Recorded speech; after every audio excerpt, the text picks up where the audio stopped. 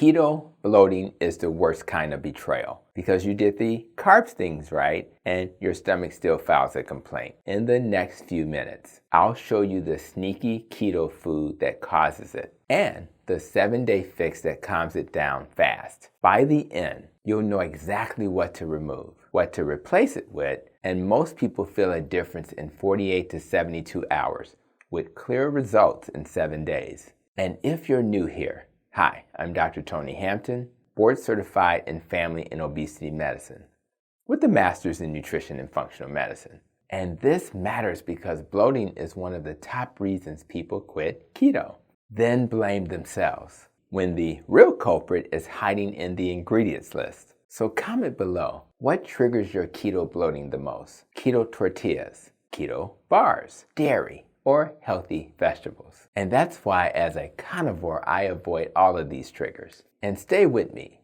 because later I'm going to name the one ingredient that sounds like a wellness influencer, but behaves like a fog machine in your gut. Here's the thesis. The root cause usually isn't carbs. It's your gut reacting to keto replacement foods, especially added fibers and sugar alcohols. Let me explain what's happening. A lot of keto packaged foods use 2 tricks to keep net carbs low.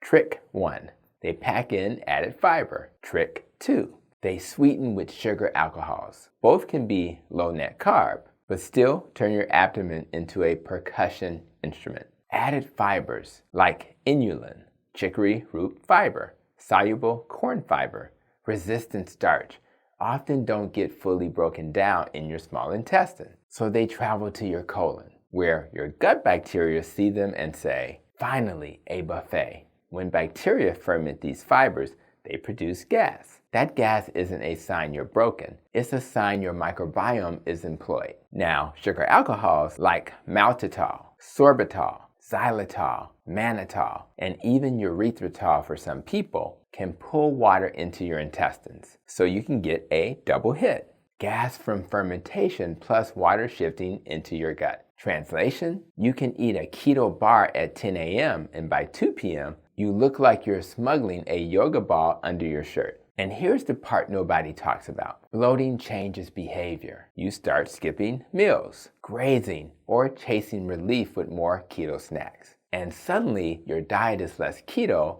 and more food product fan club. When the gut is irritated, hunger and cravings often get louder, sleep gets worse, and inflammation can rise. So bloating isn't just annoying, it's a sneaky obstacle that makes keto feel harder than it has to be. Now let's do myth versus mechanism. The myth is, if it fits my macros, it's fine. The mechanism is, macros don't run your digestive tract. Ingredients do. Net carbs is a blood sugar concept. Bloating is a gut chemistry concept. You can have a product that's technically low net carb and still be high drama for your gut. Now I'm going to give you the practical prescription, like a clinic note. What to stop for 7 days. This is not forever. This is a controlled experiment. For 1 week, remove keto replacement foods, especially keto tortillas and low net carb breads, keto bars and protein cookies, low carb ice creams, keto cereals, keto treats that require a calculator and a prayer. Now look at the ingredient list. If you see these, treat them as suspects. Inulin, chicory root fiber, soluble corn fiber, IMO, resistant starch, modified starch, and lots of gum like xanthan gum, or carrageenan for some people. And sugar alcohols like maltitol, sorbitol, xylitol, mannitol, erythritol. If you're thinking, so basically my entire snack drawer, yes. And if your snack drawer could talk, it would say, I was hired by the food industry to keep you bloated and emotionally attached. Now what to start for 7 days? Go whole food keto. Your meals should look boring to a marketer and beautiful to your digestive system. Simple breakfast options. Eggs cooked in butter or olive oil, plus a side of protein if needed. Leftover meat from dinner. Breakfast steak is not illegal. Plain Greek yogurt only if you tolerate dairy. And keep it simple or skip breakfast if that works for you. Just don't replace it with 3 keto bars and call it intermittent fasting. Simple lunch options. Salad with real protein. Chicken, salmon, steak. plus olive oil and vinegar. Burger patties with a simple side tuna or salmon with mayo over greens. Meat and veggies in a bowl, like nature intended. Simple dinner options. Protein as the anchor. Meat, fish, poultry. And of course, if you're not carnivore, a non-starchy vegetable if you want.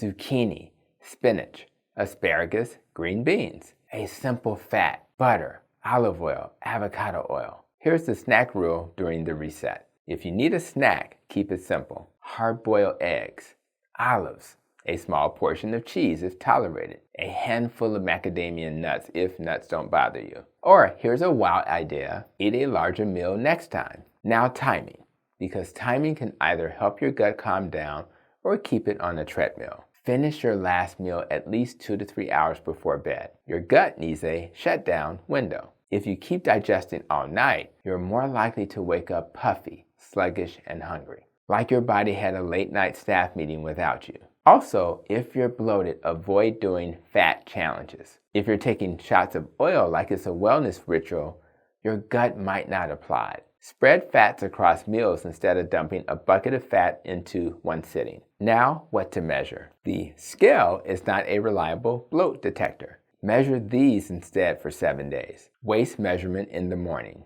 How your waistband fits. Energy after meals. Bowel regularity. And rate bloating from 0 to 10 each evening. If your bloating score drops by even 2 points in a week, you're moving in the right direction. If you find this helpful, tap like so YouTube shares this with people who are doing keto right but feeling wrong. And if you're new here, subscribe, because we do root causes, not blame. Now let's handle the objections, because your brain is already negotiating. But what about coffee? Coffee isn't automatically the villain, but coffee on an empty stomach can irritate some people, ramp up acid, and speed gut movement.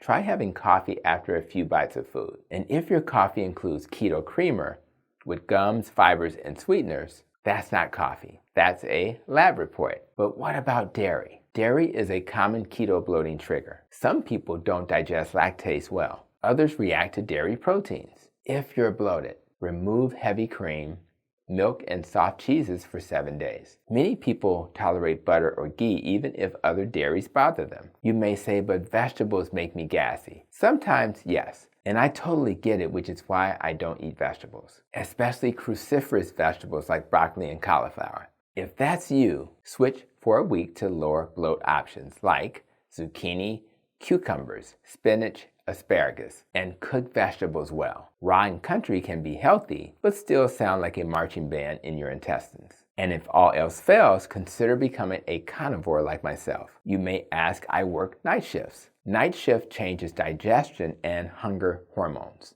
Your goal is consistency, not perfection. Choose an eating window during your waking hours. Eat real meals. Avoid grazing on keto snacks all shift long, because constant nibbling keeps the gut constantly stimulated, and bloating loves that. Now the lesser known insight. A lot of people chase low-net carbs and accidentally increase their total gut burden, meaning you cut carbs, but you raise fermentable fibers and sugar alcohols. And for many people, the gut is the gatekeeper. If the gut is irritated, inflammation rises, cravings rise, sleep drops, and water retention rises. So you feel healthier and puffier while doing everything right. Now here's the advanced pearl, and it helps you self-audit quickly. Watch the timing of symptoms. If bloating ramps up 2 to 3 hours after a keto product, think fermentation from added fiber. If symptoms hit fast within 30 to 60 minutes, think sensitivity, dairy intolerance, or a high-fat motility issue. You don't need a medical drama diagnosis. You need pattern recognition. Here's a recap in 20 seconds. Root cause. Keto bloating is often from added fibers and sugar alcohols in keto replacement foods. Here's your action. Do a 7-day whole food keto reset and remove keto tortillas, bars, ice creams, and sweeteners that use sugar alcohols. Expected change. Less distension, calmer digestion, steadier energy. Often within 48 to 72 hours and clearly within a week. Next step. Click here to subscribe and click here to watch the next video. Final question, and I want a specific comment. Which keto product betrayed you the hardest? Keto tortillas, keto bars, keto ice cream, or keto bread? Drop your answer below, and if you're brave, tell me the brand so we can help more people stop getting played by the label.